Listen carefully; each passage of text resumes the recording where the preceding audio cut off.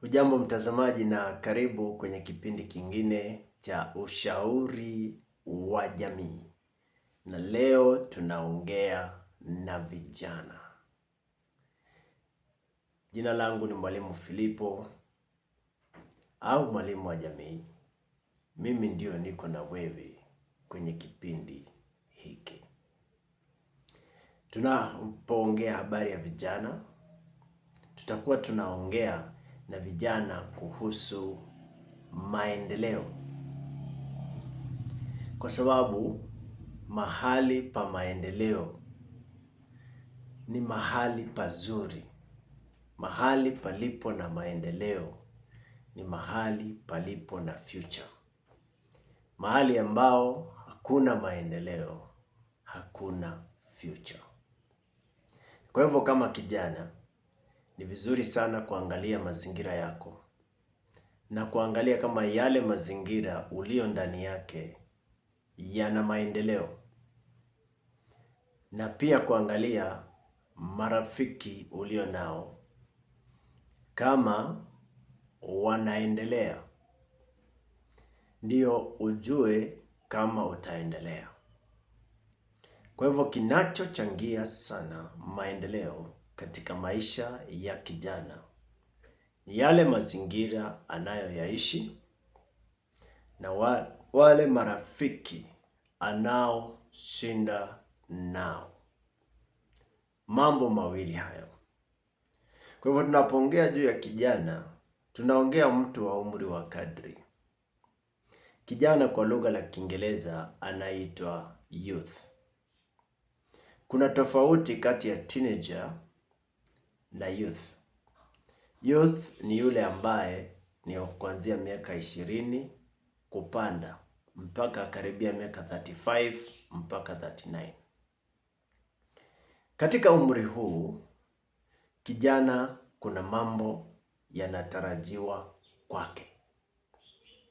Na usipoyajua huwezi fanya uamuzi. Na bila kufanya uamuzi hauwezi kuona maendeleo. Ni mambo gani ambayo yanatarajiwa kwa kijana aliye katika umri huu?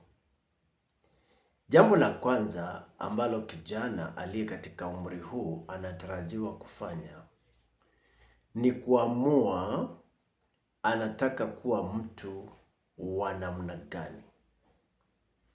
Kwa sababu umri anaoutoka wa teenager ulikuwa ni umri wa kutambua. Kutoka 13, 14, 15, 16, 17, 18 and 19 years ilikuwa miaka ya kutambua wewe ni nani. So kuanzia mwaka wa 20 ni mwaka wa kuamua. Kwa sababu ushajitambua ni mwaka wa kuamua. Katika hii miaka, kuna vijana huwa wanaamua kwenda kwa masomo ya juu. Wengine wanaamua kufanya biashara. Wengine wanaamua kuoleka ama kuoa. Inategemea uko wapi na inategemea unaona nini huko mbele.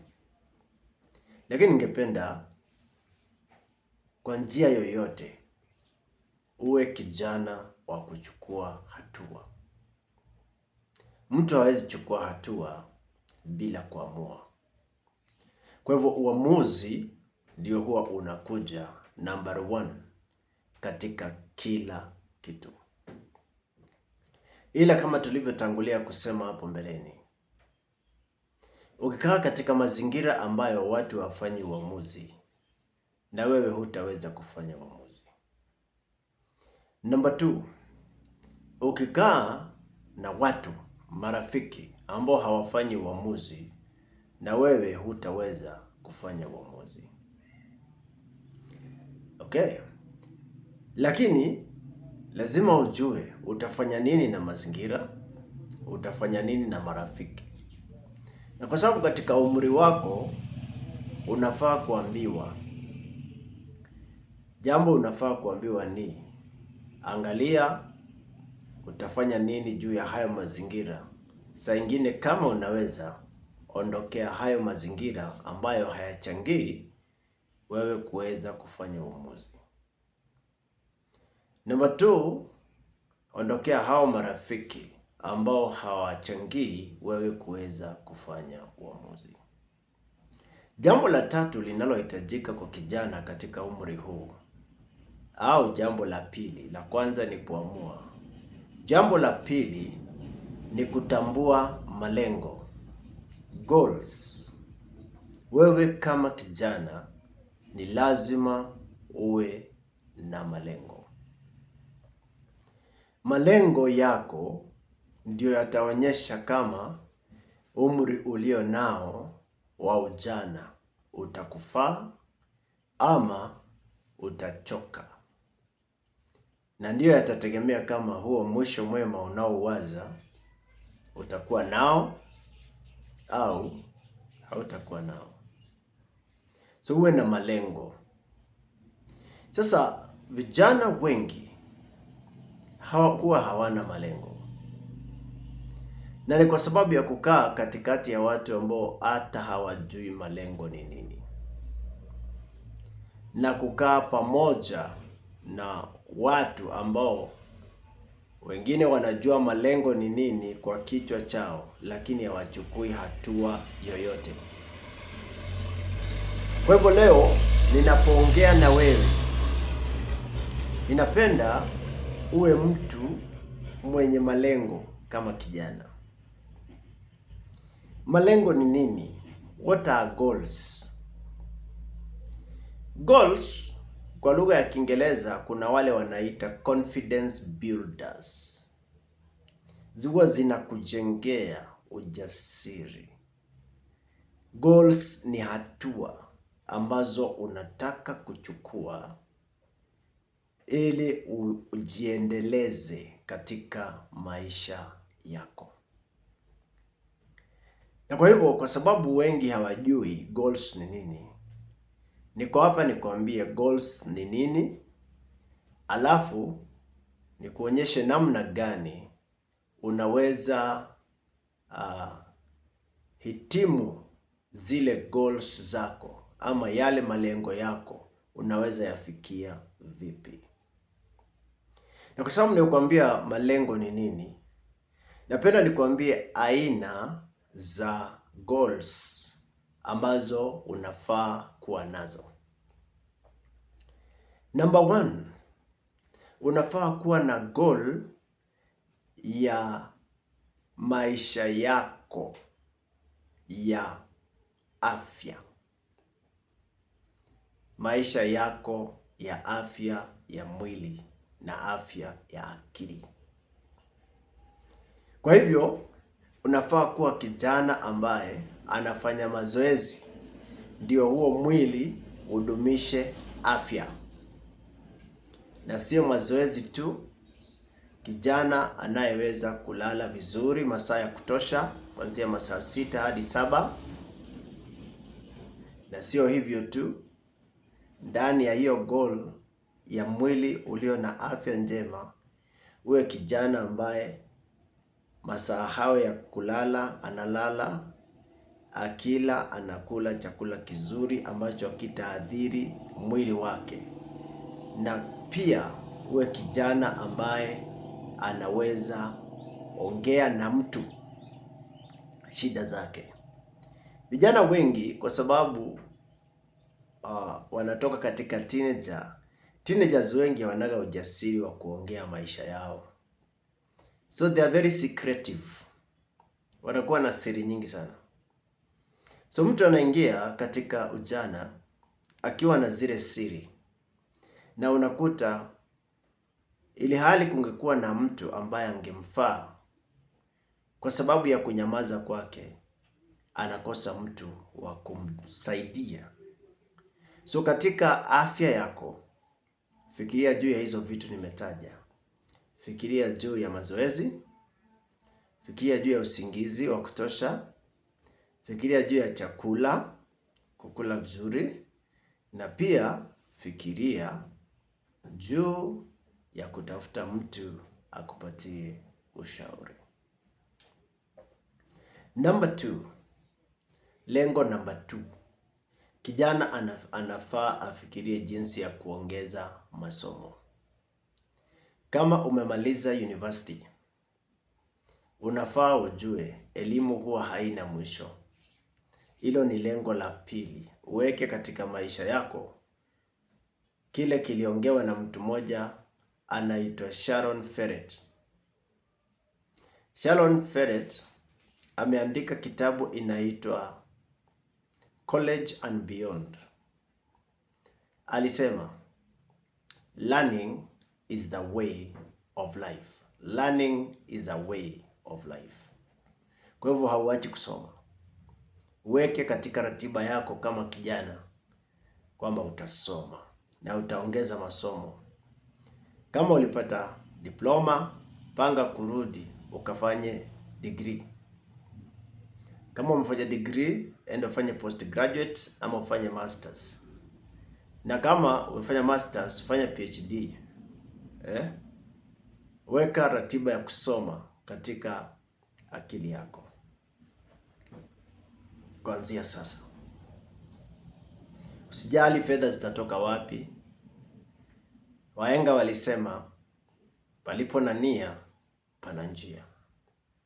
Weka lengo la kusoma mahali unaweka vitu vyako vya maana. Lengo la 3 kama kijana ambalo unafaa kuwa nalo ni lengo la hisia zako.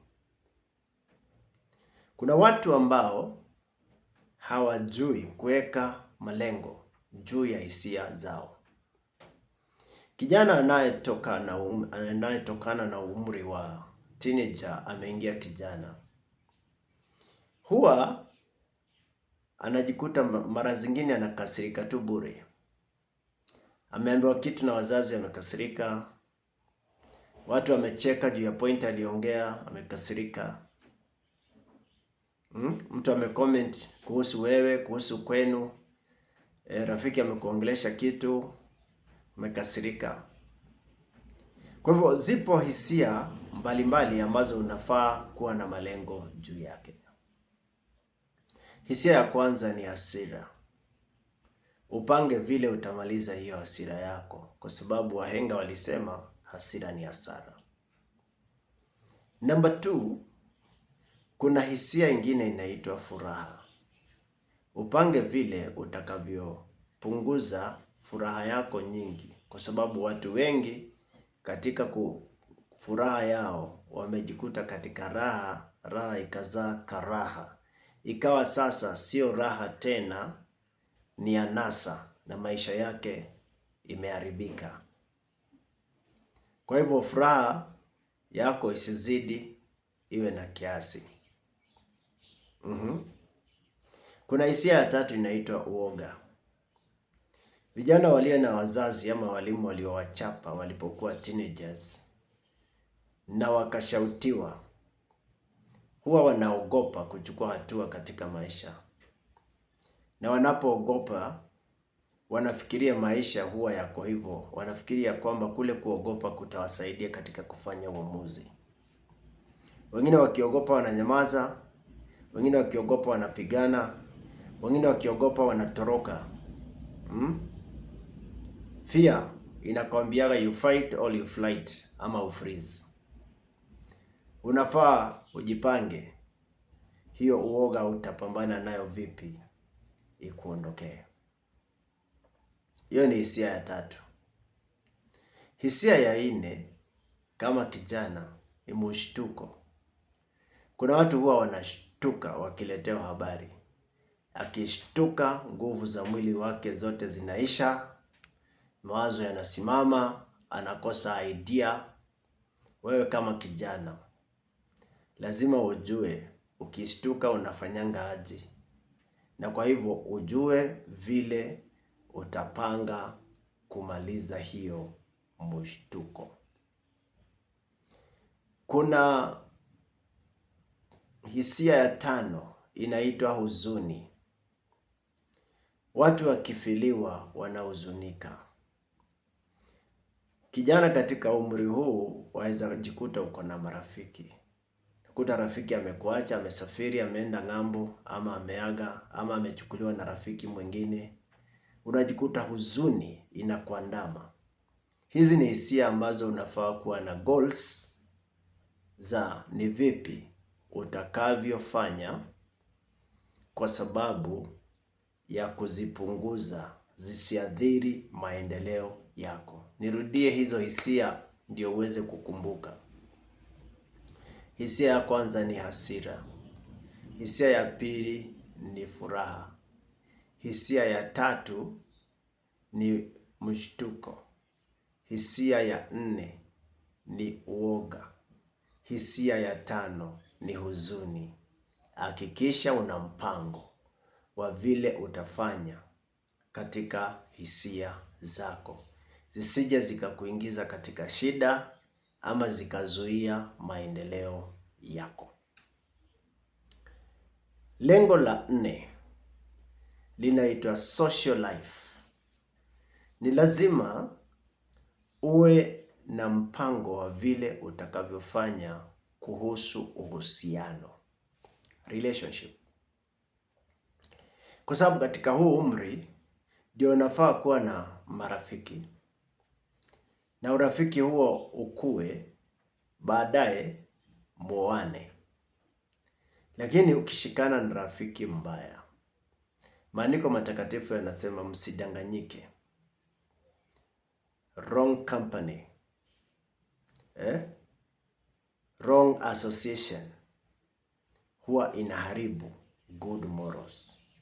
Unaweza kuwa na rafiki akakupotezea ndoto zako zote, akakupotezea direction ya maisha yako, akakupeleka kule hukufaa kwenda, akakufanyisha kile hukufaa kufanya, akakuongoza kule hukufaa kuongozwa, mwishowe amekumaliza nguvu.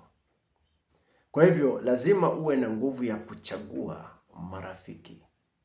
Ujue nitachagua huyu, manake huyu atanifaa, na nitamkataa huyu kwa sababu hanifai.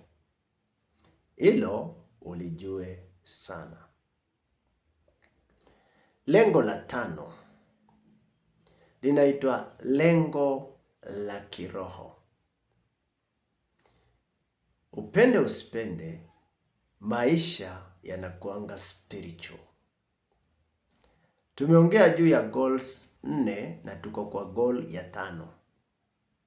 Goal ya kwanza tulisema afya, ya pili tukasema elimu, ya tatu tukasema hisia, ya 4 tukasema marafiki, na ya 5 sasa tunaongea juu ya kiroho. Lakini usipojielewa kiroho, if you turn down spiritual aspect, kiroho, usipotambua umuhimu wa kuwa macho kiroho, utakuta hizi goals zingine zote unalemewa. Katika kiroho tunasema nini? Maandiko matakatifu yanasema mkumbuke Bwana Mungu wako katika siku za ujana wako, kabla hazijaja siku ambazo utasema sina furaha na hizi siku. Rafiki yangu mmoja alisema katika kikao fulani kwamba ujana ni moshi. Wengine wetu tulikuwa kama wewe, tuliruka kama wewe, tulienda places kama wewe, lakini kwa neema tu ya Mungu na kwa furaha tulikuwa na marafiki wema. Na ndio sababu leo ninaweza kuwa na ujasiri ya kuja hapa na kuongea na wewe, because I made the right choices. Na saa ingine ujue rafiki anatokanga wapi. Unajikutanga tu umepata rafiki ambaye ako idle, hayuko busy. Na kwa sababu hayuko busy, mnapata time ya kutembea mtaani. Mkitembea mtaani mnakuta marafiki wengine ambao hawako busy. Mara mlikuwa 2, mko 3, ndio mko 4, mko 5, mko 6. Hapo ndio mmeanza stories. Katika kuongea story unakuta wengine wako hivi, wengine wako hivi, wengine wa tabia nzuri, wengine wa tabia mbaya. mwishowe tabia zinaathirika. Maisha yako ya kiroho ni maisha yako ya maombi, kuomba Mungu. Ni maisha yako ya kujisomea Biblia. Ni maisha yako ya kwenda kanisani. Ni maisha yako ya kufanya yale mambo ambayo watu wa church wanafanya. Ni vizuri jambo hilo ulishughulikie sana.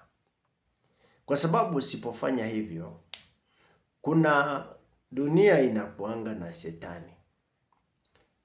Unaelewa vile Biblia inasema ya kwamba wakati Adam na Eve waliumbwa, shetani alijificha mahali, alafu akawaongelesha, akawaambia, Mungu aliwaambia msikule matunda haya kwa sababu alijua mtafanana na yeye. Akawadanganya. Vile alivyowadanganya ndio baraka za Mungu zikaondoka katikati yao. Leo hizi haso tunakabiliana nazo kwa sababu shetani aliingia akamdanganya Adam. Kama angemdanganya, hizi haso hatungekuwa nazo. Alimdanganya Adam na akamdanganya mkewe. Kwa hivyo Adam akaambiwa kila siku, sasa utafanya job ngumu sana, lazima utasweat. Na ule mama wa kwanza huyo anaitwa Eve akaambiwa, na wewe utakuwa unazaa kwa uchungu sana. Na akaambiwa watoto wako watakuwa wanauma na nyoka. Lakini wanaweza pia mkanyanga nyoka wakammaliza nguvu. Baadaye ndio Yesu akaja akiwa mtoto aliyezaliwa na wale wa mama, akamkanyanga nyoka ambaye ni shetani, akamkanyanga kichwa na akammaliza nguvu. Kwa hivyo watoto wa huyu mama sasa hawatakuwa wanaumwa na nyoka. Lakini mama bado anazaa na uchungu. Na akaambiwa tamaa yako itakuwa kwa mwanaume, yaani utakuwa na tamani kuwa kama mwanaume, utakuwa unajaribu kushindana na yeye. Na hilo lipo mpaka leo. Wamama bado wanajaribu kushindana na wazee, ni sehemu ya laana. Kwa hivyo your spiritual life ni kitu muhimu sana. Usipoifikiria, shetani huwa anakuja anadanganya mtu. Yesu aliongea akasema shetani kazi yake ni kuiba. So anadanganya mtu, unaanza kuiba. Anadanganya mtu, Yesu alisema kazi ya shetani ni kuharibu. Anakudanganya, unaharibu vitu za watu ama unajiharibia maisha. Pia shetani kazi yake ni kuua. Unakuta amekuua ama amekwambia ua mtu fulani ama ujiue. Ni lazima umkatae. Na njia ya kumkataa ni kujiunga na watu wa kiroho. Yesu alisema lugha ya shetani kutoka kitambo ni udanganyifu. Huwa anadanganya mtu kwa akili. Kitu cha kwanza anakudanganya nacho, anakuambia hakuna shetani. Ndio sasa akianza kukudanganya usijue ni yeye. Anakuambia hakuna shetani, yao ni mawazo yako tu. Sasa hapo ndipo ameanza kukudanganya hapo sasa. Lakini ukianza kudanganyika hivyo na ujue ninadanganyika, ujue shetani ndiye ameanza kukudanganya. Mara moja tu unatafuta ushirika wa watu waliokoka, unamtafuta pastor, unamwambia niombee, nishauri, niongoze, nifundishe, nisaidie. Sitaki kudanganywa na shetani. Shetani ndiye hudanganya watu akawaambia dhambi ni nzuri. Kwa sababu gani? Kwa sababu maandiko matakatifu yanasema mshahara wa dhambi ni mauti. Kwa hivyo shetani anajua kwamba ukianza kufanya dhambi, mwisho hiyo dhambi itakuzalia mauti ambao ni goal yake. Yeye huja kuua. Kwa hivyo ni lazima umkatae. Kama kuna dhambi fulani unasikia inakusukuma sana. Sana sana inakusukuma kwa sababu hujashughulikia swala la hisia, hujashughulikia swala la marafiki, hujashughulikia swala la elimu. Na kwa sababu uko idle, hauna time ya mazoezi, haupumziki, hauli vizuri, hauna mentor. Na ndio sababu shetani sasa anajaribu kupata mwanya. Ningekushauri umshinde kwa kutafuta kitu inaitwa spiritual community. Watu ambao wameokoka, watu ambao wanaweza kukushauri, watu ambao wanaweza kukuombea. Ndio wakuongoze. Na hilo ni la muhimu sana. Kwa hivyo leo tumeongea juu ya malengo matano.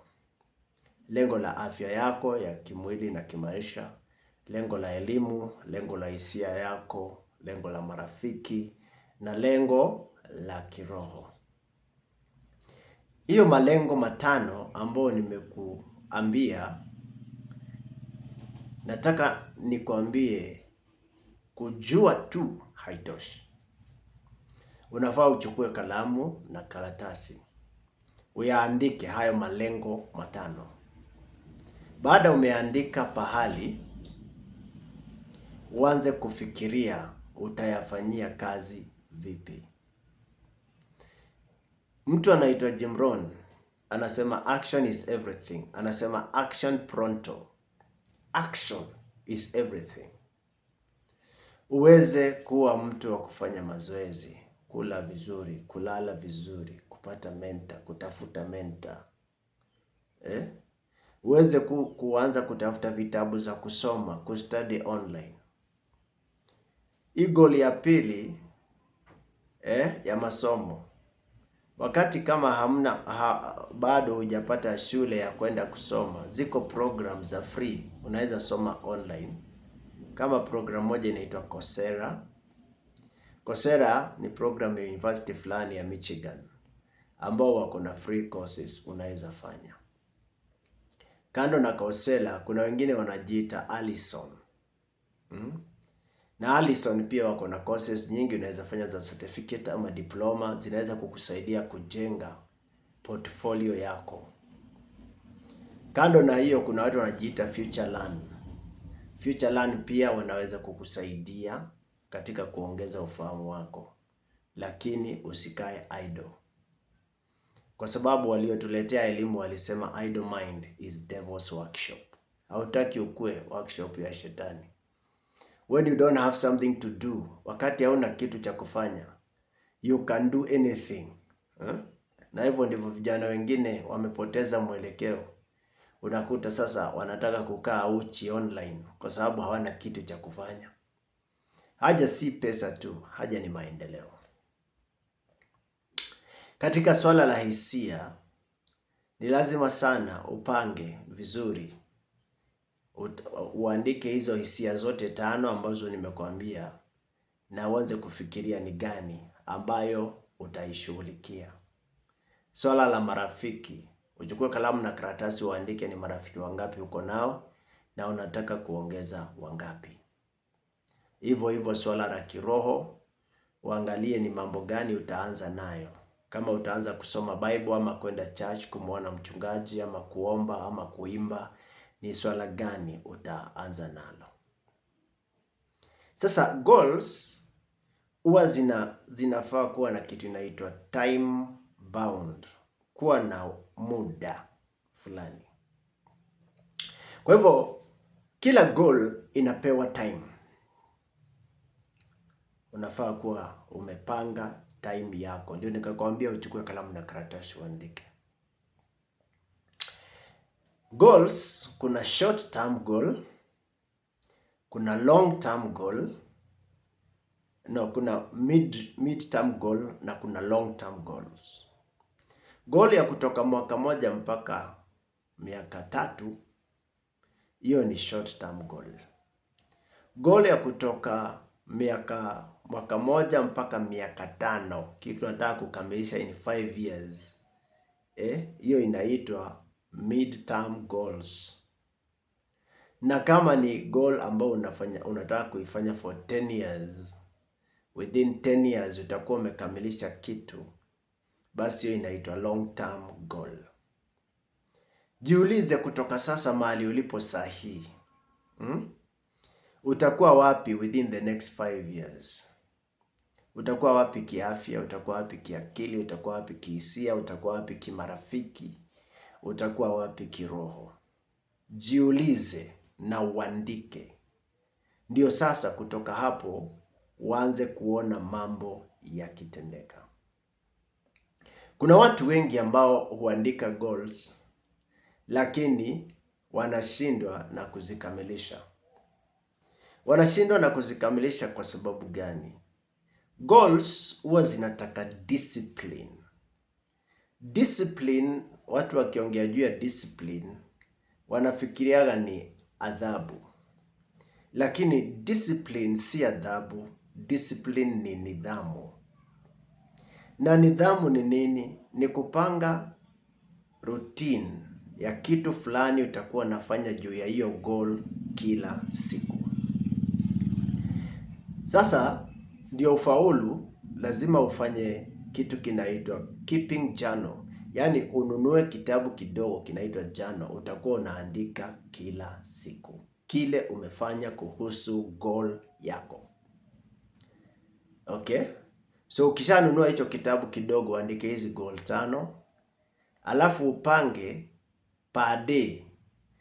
Upange dakika chache sana. Ukipanga nyingi utakuwa discouraged kwamba umeshindwa. Upange kitu kama I will walk for 10 minutes. Hiyo ukitembea for 10 minutes, mwili wako angalau umepata afya. Hata ukienda 30 minutes, at least umeachieve goal ya 10 minutes. Kusoma, useme I will read for 10 minutes. Unaweza jikuta umesoma for 15 ama 20. At least hiyo ni achievable goal. Katika hisia, unapanga ni nini utafanya kuhusu hisia zako kila siku. I will control my desire, my happiness. I will do this. Na unapanga venye utaifanya. Marafiki, influence ya marafiki. Unasema leo nitaona rafiki moja tu. Kama unataka kuwaongeza ama kuwapunguza, unaandika kwa kitabu. Na mambo ya kiroho hivyo hivyo. So kupanga dakika chache za kushughulikia kila goal ndio kucreate system ambayo itakusaidia na kukupatia motisha wa kuweza kuyafikia malengo yako. Napenda ni kutajie mistari kadhaa ya Biblia inaongea kuhusu vijana. Kuna mstari katika Zaburi 119 mstari wa 9 inauliza, how can a young man keep his way pure? Kijana atawezaje kuisafisha njia yake? So njia ya kijana inafaa kusafishwa kutokana na marafiki wabaya, hisia mbaya, ujinga wa kutoka na huko utotoni.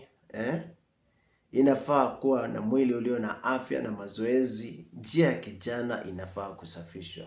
Na maandiko yanasema kwa kutii akilifuata neno la Bwana. Hivyo ndivyo njia ya kijana inafaa kusafishwa. Pia maandiko matakatifu katika waraka wa Yohana wa kwanza sura ya 2 inasema, nawaandikia nyinyi vijana kwa sababu mko na nguvu. So Mungu anakutazama kama aliye na nguvu ya kushinda yale yanayokushinda. Kwa hivyo pambana na hali za maisha yako na utapata kushinda. Na wale vijana ambao mnafanya biashara ama mnasoma, mjue ya kwamba bidii ni kitu kizuri sana. Katika Mithali 12 mstari wa 24 neno la Bwana linasema, mkono wenye bidii utatawala. Na katika sura ya 22 aya 29 inasema, je, ya hicho kitabu cha Mithali, umemwona mtu mwenye bidii? Hata simama katikati ya watu wasio na heshima, atasimama mbele ya wakuu. Kwa hivyo wewe kama kijana ni lazima uone future yako ikiwa great na upange unataka kuachieve hiyo greatness katika future. Pia ujue unataka kuwa kiongozi na ule msingi unatengeneza sasa itategemea kama utakuwa kiongozi ama hautakuwa kiongozi. Ninapoongea juu ya kiongozi simaanishi juu ya siasa. Kwa sababu kuna kitu kinaitwa kuchukua na position na kukuwa leader. Kuchukua position ni tofauti sana na kukuwa leader. Kukuwa leader ni kupambana na hali zako unazishinda. Unakuwa pande hiyo wewe unaweza shauri watu. Na kama wewe mwenyewe ushajishinda, unaweza saidia watu wengine kushinda. Na hapo ndipo wewe unakuwa kiongozi. Kisha kuwa kiongozi, watu wanakutafutia ile position ambao wanaweza kukupatia. So haya yote yatawezekana kwa sababu moja, mimi nitakushauri. Uwe na saa maalum unaamka. Wacha kulala sana. Biblia inasema yule mtu anayelala sana atakuja awe maskini. Hiyo ni Proverbs 6. Na umaskini utakuta huyo mtu vile jambazi ambaye mwenye silaha huwa anakuta mtu. So usipende kuwa mtu wa kulala ovyo ovyo. Wengine wanalala mchana, wengine wanalala sana, anaamka saa 4, saa 5. Hapana, usiwe kijana wa namna hiyo. Amka mapema. Amka mapema uandike journal. Amka mapema usome, uwe na kitabu unasoma. Read for 10 minutes ama read 10 pages. Na mimi ningekushauri uwe na lengo kama vile tulishauriwa tukiwa vijana. Ujisomee Biblia umalize. Kama una kitabu kingine unasoma, panga utasoma Biblia mpaka umalize. Kila siku soma page 1 ama page 2 ama page 3. Hivyo ndivyo utakuta ya kwamba maisha yako yamebadilika. Kwa hivyo uwe na time maalum ya kuamka. Kijana hafai kuwa analala by saa 11 asubuhi. Hiyo ndio masaa watu huwa wanaamka. Amka masaa hayo, soma Bible, andika journal, panga siku yako. Ndio sasa ukianza shughuli za siku unaanza kama mtu ako na utaratibu. Watu wengi wanalala wanaamka bila utaratibu. Anaamka hatengenezi kitanda, akiamka hakunywi maji, akiamka asomi, na hivyo ndivyo siku inakuwa very disorganized. Kama kutakuwa na maendeleo, basi vile unavyoamka inategemea vile siku yako itakuwa. Amka mapema, tengeneza kitanda, keti chini, kunywa maji, andika journal. Tafuta mambo 3 ya kushukuru Mungu juu yake, andika kwa hiyo kitabu. Kutoka hapo, soma a few pages, fikiria. Neno la Bwana linasema meditate. Vile unavyo meditate ndio inategemea kama utafaulu. Biblia inasema ule anayetafakari sheria ya Bwana, kule kutafakari, inasema atakuwa kama mti uliopandwa kando ya maji, ambao unazaa matunda yake kwa wakati wake, na kila analolifanya atafanikiwa. Je, unataka kufanikiwa kama kijana? Jifunze kutafakari neno la Mungu. In all you are reading, learn to meditate the word of God. Neno la Mungu haliwezi shindwa. Kuna kijana anaitwa Joshua katika Biblia. Mungu alimwambia Joshua, umepewa uongozi na ujui utaongozaji, kwa sababu hao watu ulionao ni wakubwa, ni wengine ni wazee, lakini ndio ushinde na ufaulu na ustawi sana. Joshua, nakupa wasia, utafakari neno la kitabu hiki, ulinene neno la kitabu hiki, ulitende neno la kitabu hiki, na hivyo ndivyo njia ya maisha yako itafanikiwa. Vijana wengi hawajui mambo haya, wakati baadaye maisha imeharibika sana. Inabidi wanatafuta mtu wa kuwaombea. Wanaombewa lakini maisha hayabadiliki kwa sababu hakuna malengo. Uwe mtu wa church ama usiwe mtu wa church, malengo is everything. Kama huna goal katika maisha yako, my friend, unapotea. Kwa hivyo weka goals. Mimi nakuombea ufaulu katika maisha yako, na ikiwa utahitaji ushauri zaidi, usisahau kuniandikia hapo chini kwa comment na unipatie contact yako. I will reach out to you na nitakuambia zaidi. Mimi ni mentor wa vijana. Nimementa zaidi ya vijana 50 na 30 wao walishaoa. Zaidi ya 30 wao walishaoa. Wako na wake wazuri, wako na watoto, na watoto wao washasoma. Kwa hivyo ninaelewa kile ninachokuambia. Huwa ninaungana na vijana na ninatembea na vijana na wanakuwa washindi, na wewe utakuwa mshindi.